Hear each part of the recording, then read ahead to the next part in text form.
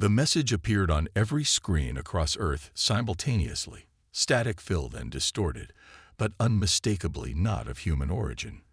The world held its breath as three massive vessels entered the solar system, their sleek metallic hulls reflecting the distant sun. Commander Jack Reynolds stared at the monitor in the Pentagon's Central Command Room. His weathered face showed no emotion, but his knuckles turned white as he gripped the edge of the table. "How long until they reach Earth orbit?" he asked. 18 hours, sir," replied Lieutenant Davis, her voice steady despite the tension filling the room. "They're moving faster than anything we've ever recorded." Around the world, military forces mobilized. Fighter jets were fueled and armed. Missile systems brought online. Civilians retreated to emergency shelters. The unknown visitors had made no hostile moves yet, but humanity wasn't taking chances. "Try all communication channels again," Reynolds ordered. "They must understand we're intelligent beings." Hour after hour passed with no response. The alien ships established orbit around Earth, positioned in a perfect triangle formation above the planet. They remained silent, motionless, watching. Night fell across North America. Reynolds finally allowed himself a brief rest, closing his eyes at his desk. The aliens had made no move since arriving. Perhaps they were studying. Perhaps they were waiting. As the first light of dawn touched the eastern seaboard, everything changed. The attack came without warning. Beams of intense blue light shot from the ships, targeting major cities worldwide. Washington, Beijing, Moscow, London, all struck in the same instant. Reynolds was jolted awake by blaring alarms. The command center erupted into chaos. Multiple impacts reported. New York, Los Angeles, Chicago. "Get me the president." Reynolds shouted over the noise. On screens around the room, footage showed destruction unlike anything seen before. Buildings didn't explode or burn. They simply collapsed, as if their very structure had been unraveled. Fighter jets scrambled worldwide, but the alien vessels released smaller craft that moved with impossible speed and precision. Human weapons seemed to pass right through them. By mid-morning, Earth's military forces were in disarray. The smaller alien craft landed in cities, and tall bipedal figures in gleaming armor emerged. They moved methodically, collecting samples of Earth, water, plants, even humans. Reynolds coordinated what resistance he could from the underground bunker they'd retreated to. Reports flowed in from around the world. The same pattern everywhere. The aliens were efficient, emotionless, unstoppable.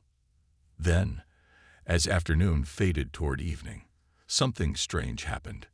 "Sir, the aliens are retreating," Lieutenant Davis reported, confusion evident in her voice.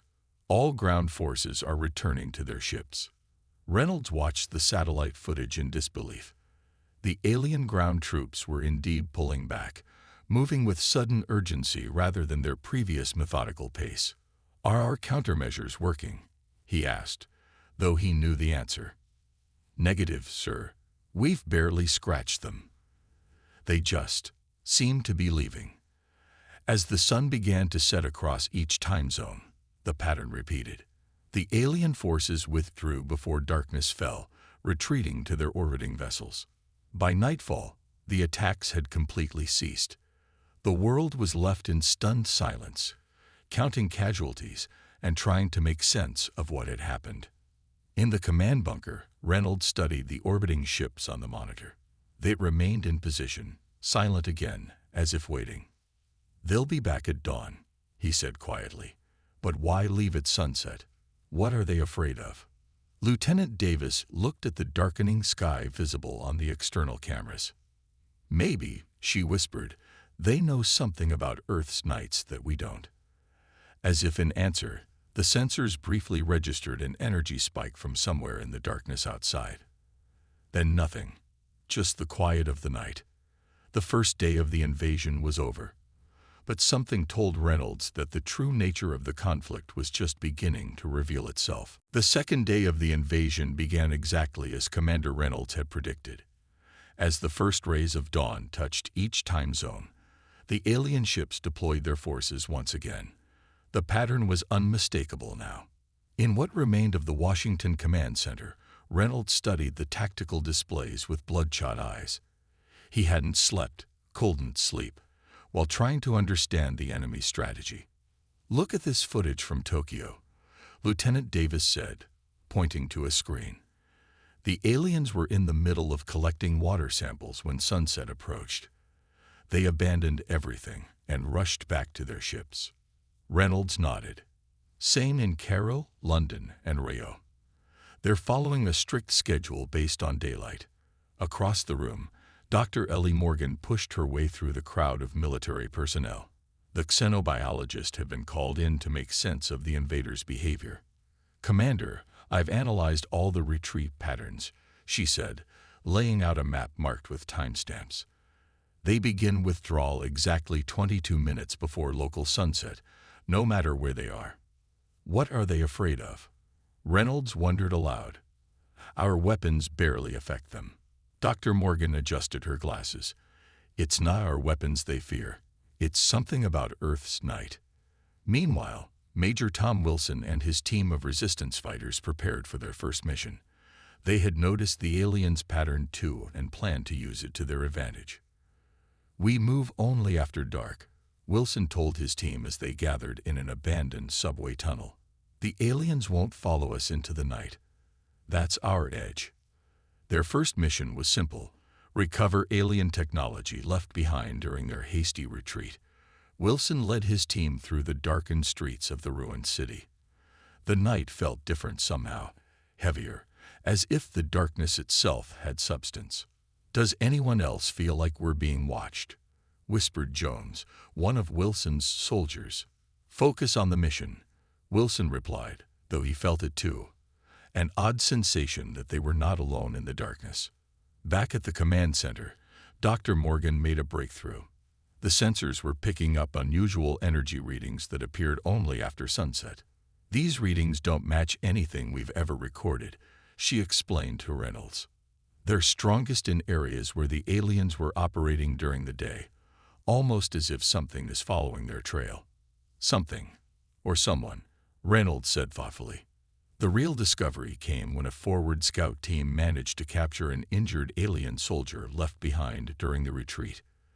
The creature was humanoid but taller, with pale translucent skin that seemed designed for filtering light. Dr. Morgan supervised the aliens' containment. Though they couldn't communicate verbally, she noticed its increasing agitation as the day wore on. "It keeps looking at the window, tracking the sun's position," she reported. "And it's making some kind of vocalization, I think, is their word for bright or light." As sunset approached, the alien's behavior became frantic. It pressed itself against the far wall of its cell, eyes fixed on the darkening sky outside the window. "It's terrified," Morgan whispered. When darkness finally fell, the alien curled into a protective ball, trembling. Then suddenly, it froze, looking at something in the corner of its cell that none of the humans could see. The sensors in the room spiked with the same energy readings they detected outside. The lights flickered briefly. When they stabilized, the alien was unconscious, its vital signs weak but stable. Whatever it had seen, or thought it had seen, had been too much for it. "Get me all world leaders on a secure channel," Reynolds ordered. "I know how we're going to fight back." As the night deepened, unusual shadows moved across empty battlefields where aliens had fought during the day. The instruments could barely detect them, but they were there, ancient things awakening to a threat against their world. The second night of the invasion passed. Earth prepared for day 3, but now with a growing understanding. This wasn't just humanity's fight anymore. The research team worked through the night in their makeshift lab, surrounded by ancient texts and modern equipment. Dr. Morgan hadn't slept in 36 hours, but adrenaline kept her alert as she compared readings from the night sensors with historical records. "Look at this," she said, pointing to an old manuscript. "Norse legends about shadow guardians that protected villages. Aztec stories of night spirits. Even African tribal myths about protectors that only appeared after sunset. Her assistant, Dr. Lewis, frowned at the screen. You think these are all describing the same entities we're detecting now? I think humanity has always known something walks in our darkness, Morgan replied. We just forgot. Outside, the third day of alien attacks continued across sunlit parts of the world. But something had changed. The aliens seemed more cautious, less methodical. They rushed their sample collection and resource gathering, as if racing against time. At the military command post, Reynolds studied the latest reports with growing interest. The aliens are acting scared, he said to Lieutenant Davis. They're making mistakes. Good news for us, Davis replied. Reynolds shook his head. Maybe. But I want to know what's frightening a species advanced enough to cross galaxies. As twilight approached, specialized cameras and sensors were deployed in areas the aliens had recently abandoned. Major Wilson volunteered to lead a night patrol equipped with new thermal and energy detection gear. Stay together and maintain radio contact, Wilson ordered his team as they moved through the darkened city streets. We're here to observe, not engage. The first hour passed uneventfully. Then the sensors began to register massive energy spikes moving around them. Sir, something's approaching from the east, reported Corporal Miller, watching the handheld detector. It's bigger than anything we've measured before. Wilson raised his specialized goggles. Through them, he could see what looked like a massive shadow flowing between buildings. It had no definite shape, more like a shifting patch of deeper darkness that moved with purpose. Hold position, Wilson whispered, though every instinct told him to run. The entity passed within 20 feet of their hiding spot. The air temperature dropped sharply. Electronics flickered. Wilson felt a pressure in his mind, like something vast and ancient briefly touched his consciousness. Then it was gone, moving toward an area where aliens had been harvesting minerals during the day. Did you see that? Miller gasped when he could finally speak. I saw it, Wilson confirmed. And it saw us. But it doesn't care about humans. It's hunting something else. By dawn, the night patrol's recordings created a sensation at headquarters. The footage, though grainy and distorted, clearly showed massive shadow entities moving through areas of alien activity. Most striking was how they completely ignored humans. They're not attacking us because they're not here for us, Dr. Morgan explained during the emergency briefing. I believe these entities are Earth's natural defense system. They've always been here. Are you suggesting our planet has guardians? Reynolds asked skeptically. I'm suggesting Earth was never unprotected, Morgan replied. These night walkers, whatever they are, represent a force the aliens understand and fear. Government officials debated whether to attempt communication with these entities. Some argued they were simply another alien species. Others feared disturbing forces humanity clearly didn't understand. The decision became more urgent when surveillance showed the aliens constructing what appeared to be massive light-generating stations at their landing zones. They're trying to create permanent daylight areas, Reynolds realized. They're planning to eliminate the night. As the fourth day of the invasion dawned, the aliens' attacks became more focused and desperate. They no longer collected samples. They were gathering resources for a massive project, working feverishly against the coming darkness. And in research labs worldwide, scientists worked to understand the enigmatic energy patterns of the night walkers, hoping to find a way to communicate with Earth's ancient, shadowy protectors before it was too late. The alien commander sat motionless in the containment cell. Its skin had a sickly gray tone under the artificial lights. Two armed guards stood at the door while Reynolds and Dr. Morgan observed from behind reinforced glass. How did your team capture it? Reynolds asked, impressed. Pure luck, Morgan replied. Its personal transport crashed during their rushed sunset evacuation. Wilson's night patrol found it trying to signal its ship. The alien suddenly looked up, its large eyes focusing on them. It raised a six-fingered hand and made a series of gestures. It wants to communicate, Morgan said.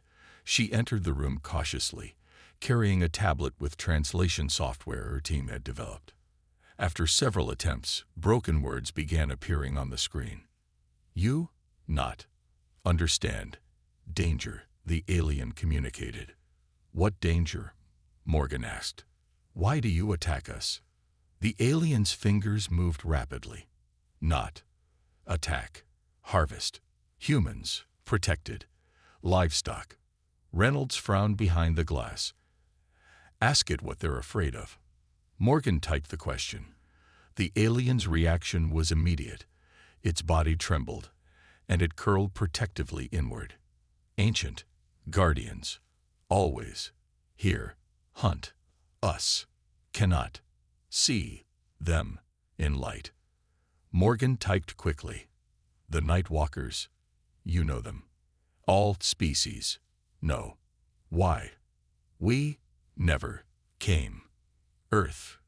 Forbidden. But needed. Resources. Desperate." As this revelation spread through command, Wilson and his team prepared for another night mission.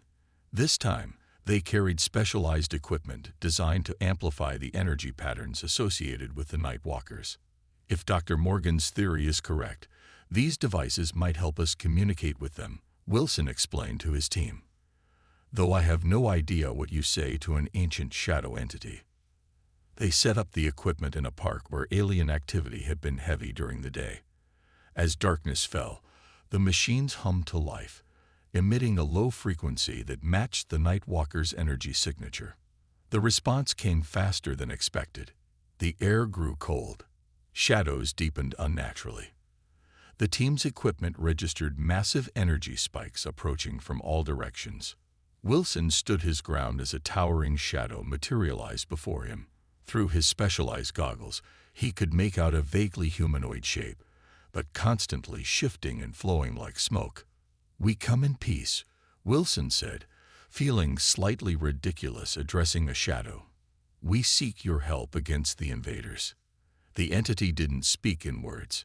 Instead, Wilson felt impressions forming directly in his mind. Ancient memories of Earth long before humans evolved.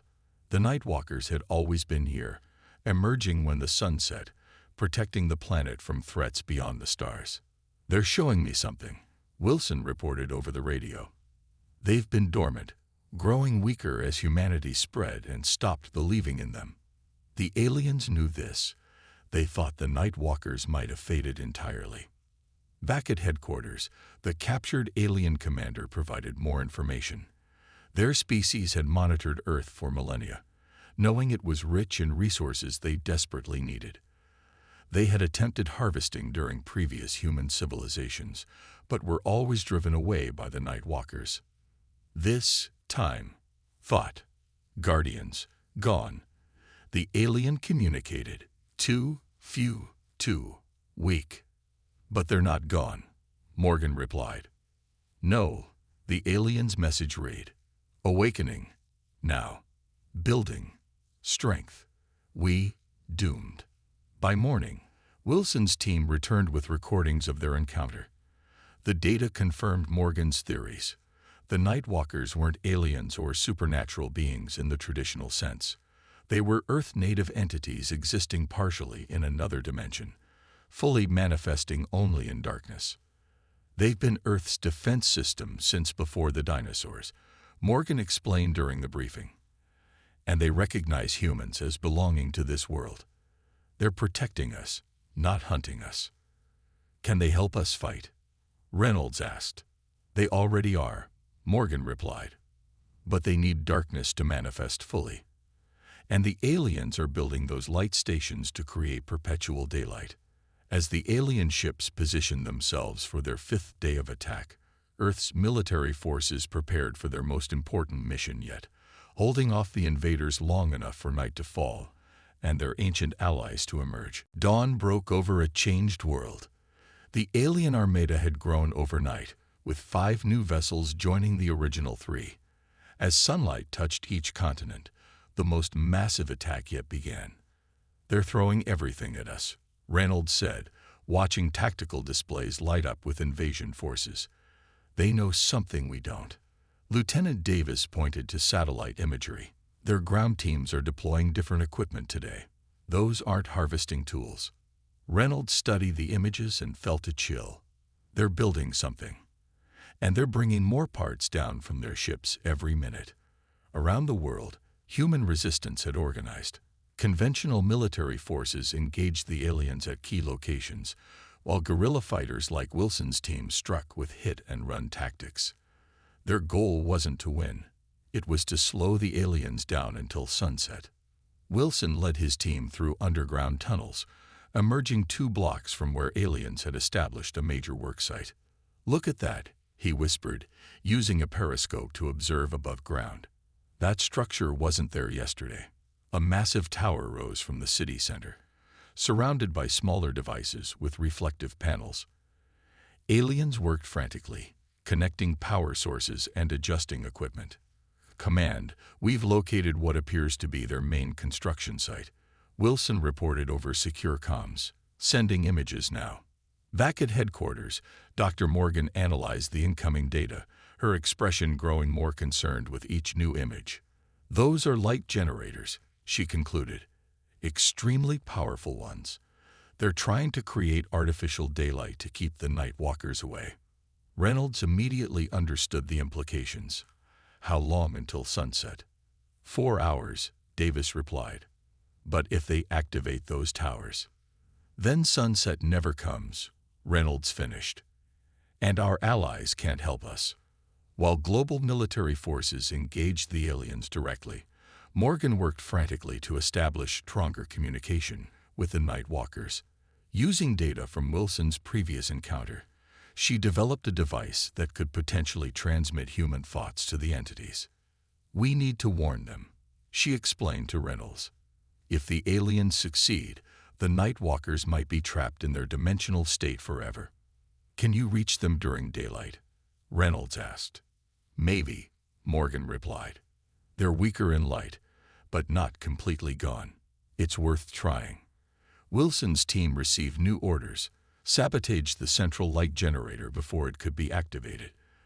They moved carefully through the ruins, avoiding alien patrols. Casualties mounted worldwide as human forces threw everything they had against the invaders. "We won't win this fight with bullets," Wilson told his team as they prepared explosive charges. "We just need to buy time for something much older and more powerful than us." At headquarters, Morgan sat in a darkened room with her communication device.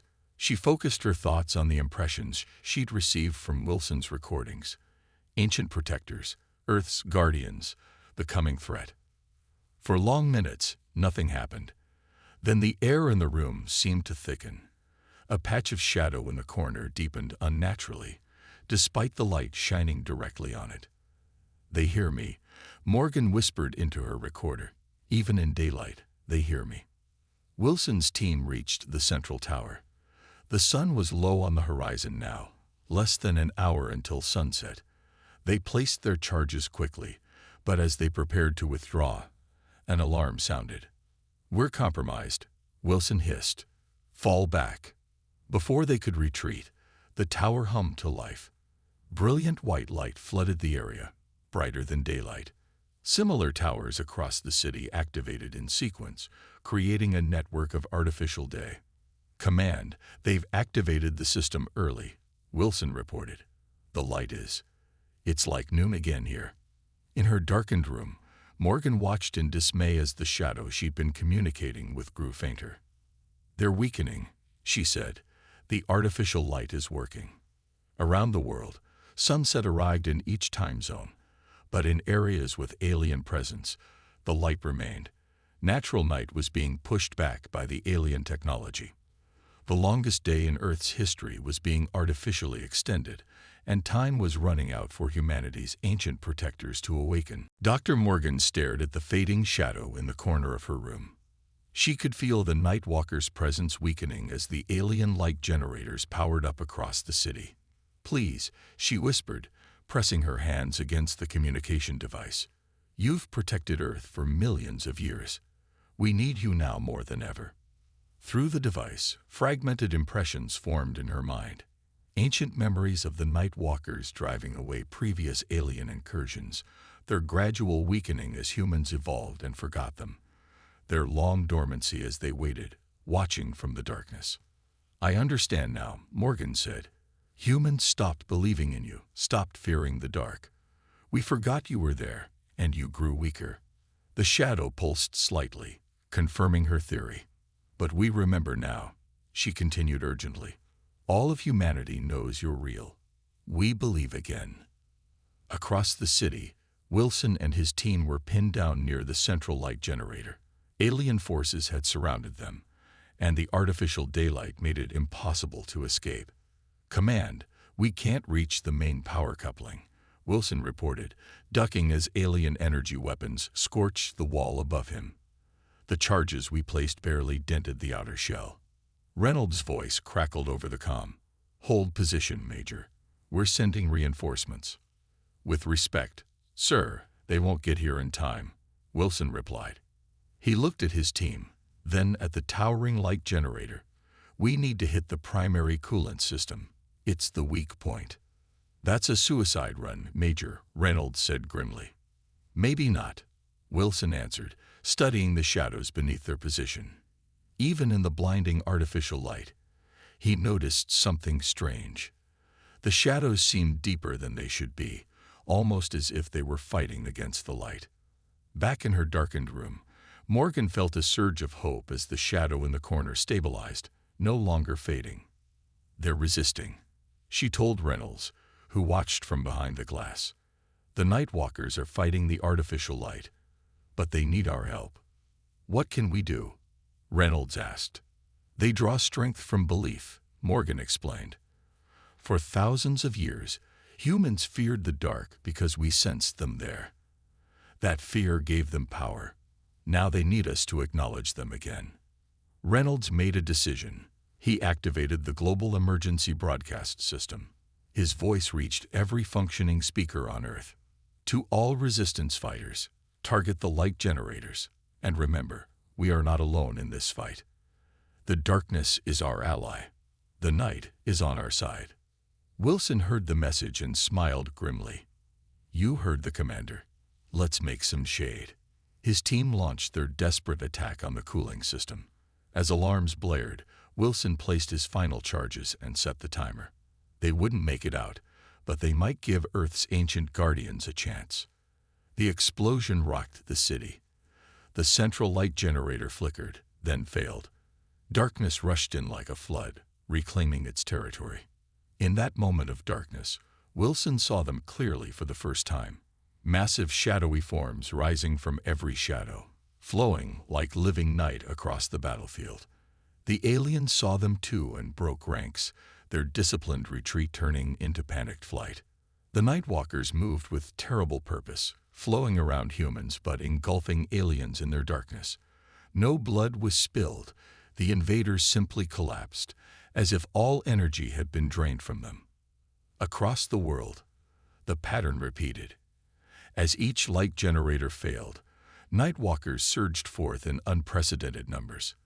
They were no longer the weakened guardians of modern times. They had awakened fully, strengthened by humanity's renewed belief.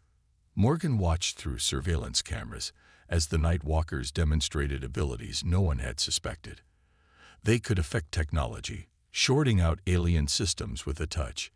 The alien ships in orbit tried to flee, but shadowy tendrils reached up into the sky, latching onto the vessels, dragging several down to Earth. "They're not just Earth's guardians," Morgan realized, watching the incredible sight. "They're Earth itself, fighting back." By midnight, the tide had turned. The alien invasion force lay in ruins, their technology disabled, their soldiers retreating in terror to the few ships that could still escape. Earth had reclaimed its night, and with it came the awesome power of its oldest protectors. 3 months after the failed invasion, Earth was healing. Cities were being rebuilt. The alien technology left behind had accelerated human development by decades. But the greatest change was in how humanity viewed the night.